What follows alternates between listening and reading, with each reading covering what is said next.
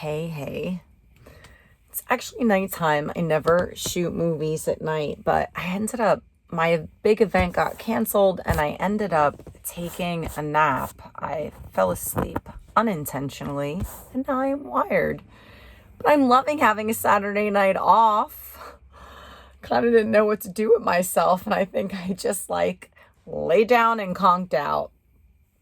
I discovered this gentleman from Europe on YouTube, and his video was entitled "Why Men Are Alone, What Women Don't Want to Hear." And it's very much in alignment with a lot of the stuff that I've been talking about. He does feel, and I agree with him from my few stints over in Europe. I don't know how much I've talked about this, but I love Europe. I don't know where it comes from. It has to be from my grandparents. They were world-class travelers. They traveled all over Europe.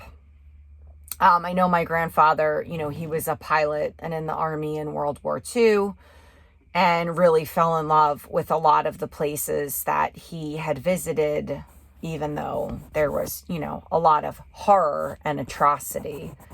So I think he made a promise to himself that he would go back and visit places under better circumstances if he, made it back home, which he did.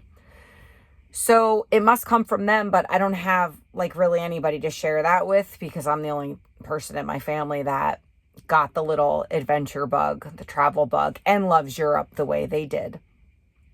So I'm always attracted to people from overseas, with their thoughts, and I just find Europeans to be very cultured, totally different consciousness and mindset. So one of the things he touched on is how he feels like European women, he finds, have held on to their femininity a lot more than American women, which I would agree with to a certain extent. He didn't go into a lot of depth, but one of the reasons why he said men were alone was because of a high rate of women being out of shape, not taking care of themselves, obese, or just not fit at all, which to an extent I understand. If you are someone like me into wellness and health, then of course you're going to want to partner with somebody who optimizes their well-being, who shares that mindset. I'm not going to date or end up marrying a couch potato. Just, that's not attractive to me. Have I dated outside of those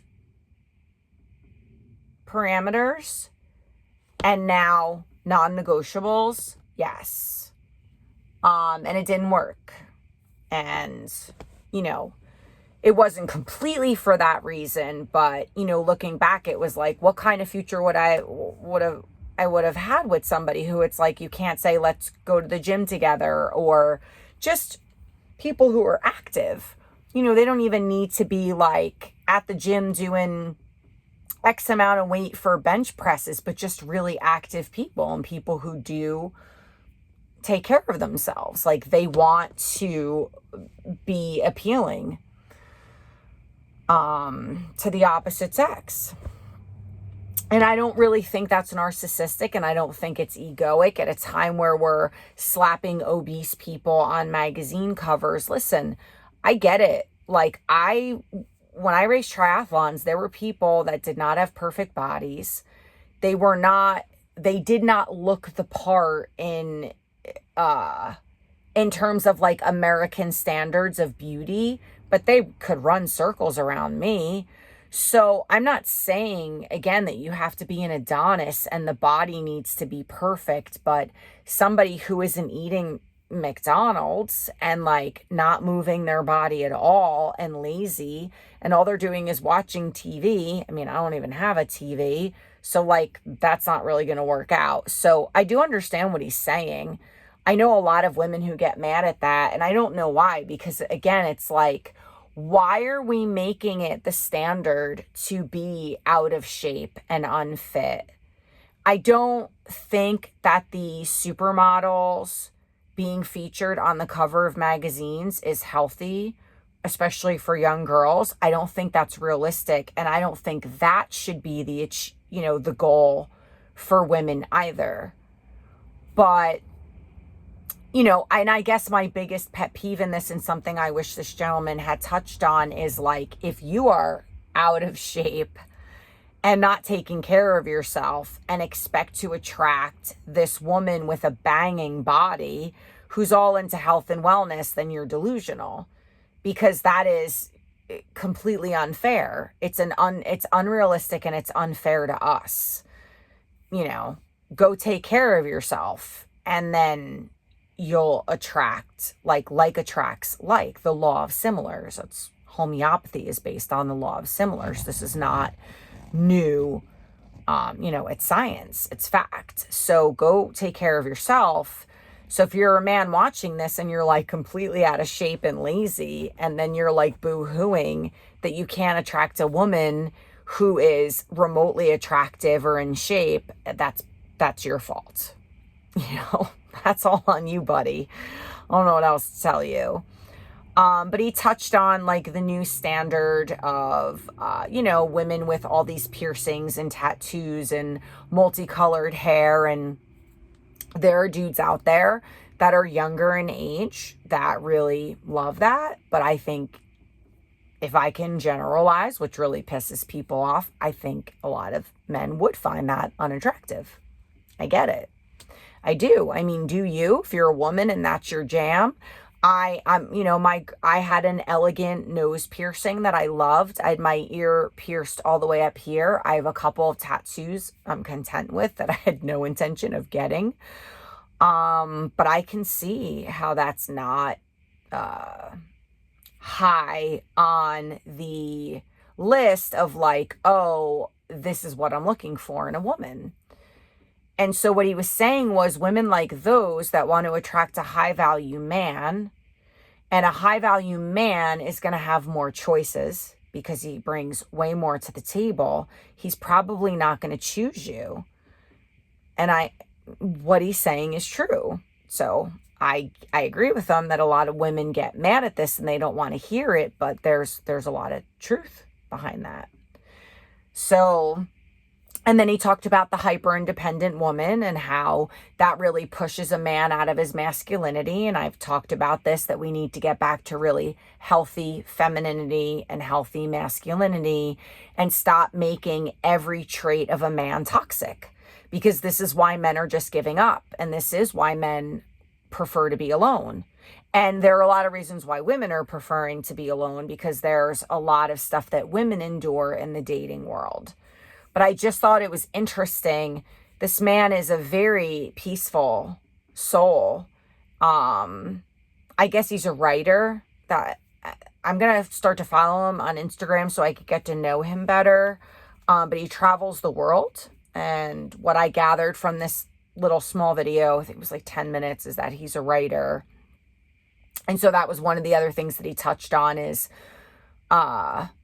how women, the modern day woman, is pushing men out of their masculinity. And then men are just like, it's just easier to be alone because everything I do and say, I'm being told is toxic. So I don't even know how to behave anymore and I can't win. So why bother? Which I understand. It makes me sad. He even said, he's like, this is sad. It is sad, for both men and women. And then one of the other things that he said was, how women are so angry and defensive and just getting offended by everything. And I am finding this as a woman speaking in this way and more or less defending men, or defending men's innate masculinity, which I think is a beautiful thing. And what this gentleman was saying, Bjorn, and I'll probably link his channel in this video. What he was saying was, men really just desire peace. Like, oftentimes that's why they can do things for long periods of time and remain quiet. where, again, I think I touched on this in one of my last videos. Women really do better being more social and connecting through conversation. So it's like, man brain, woman brain. But he was saying, like, I'm not saying go back to the time where men were like grabbing women by the hair and dragging them into the cave and beating them. Women should have a voice and they should have choices. And there are many, things that women have fought for, rightfully so. So he's not saying, like me, I'm not saying let's drift back in time into these super defined roles where women were really abused and mistreated and sexualized. But I do think a lot of women take a ton personally and get offended over things that are just insignificant. I just don't get the hubbub of what these younger girls are getting offended by. And I think it is fueled by social media and these new cultural norms that are being dictated by the proverbial they. And it's really screwing things up. And he touched on something that I haven't touched on in a hot minute, but the young girls using social media to get all the likes and get all of this attention. And what they don't understand is that because men are so visual, they're going to get that short-term attention, but they're not going to be the woman that a man wants to settle down with. That would be the woman or the girl that they're going to go to for the quickie, the quick fix, the little fling, the casual encounter. And so for women like me, I really feel like those women are kind of ruining it. The women that are like, I am so empowered that I can just get all of this attention and sleep with anyone that I want. And, then a woman like me is like, well, I really want to find my person and like be a power couple and build an empire.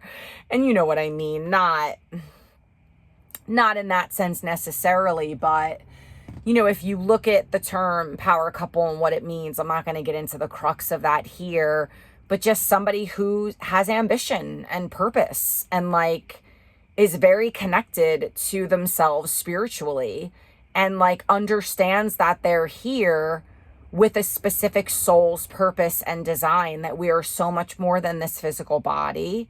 And there are things that we came here to do, and really helping each other fulfill that individual mission, and then coming together in that interdependent like relationship, like the ecosystem, to like really like blow shit up in the best way possible.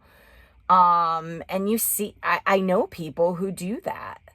That the couple is very in alignment and you achieve so much more together. And then of course you have your individual stuff, but the couples who are really like a united front and in alignment with their goals and their vision and their purpose and shared core values are way more successful and tend to be together for longer. Because we know that a purpose-driven life creates meaning, and it keeps us here and it keeps us facing forward and moving forward. So imagine being in a partnership and having that. So I just wanted to share that because I think there are very definitive reasons why men are going into celibacy in higher and higher numbers, which is so the antithesis of what a lot of what I'm saying. There is a high amount of like flings and casual encounters and avoidant attachment and commitment phobia. And that is, I think, still more prevalent. But there are a lot of men going into celibacy. And the psychology behind that is it's going to create a ton of anger. And the anger will be internalized for as long as it can be tolerated until it will be expressed in very aggressive ways. And I think Dr. Jordan Peterson talks about that. And that's a very interesting concept. And I understand it because people think I'm joking when I say this, but women have their variation of it. And although I think celibacy, everybody should dive deep into celibacy. I think being celibate for a year or more is extremely healthy, especially for women in healing any type of womb trauma. But, there's this thing called the angry vagina. So anger does manifest from lack of healthy sex. And, for someone like me who's, I'm essentially a midlifer. I don't even know what that term really means because I'm going to be 48 and I don't feel 48. I don't know. I'm doing way more than my parents ever did at 48 years old.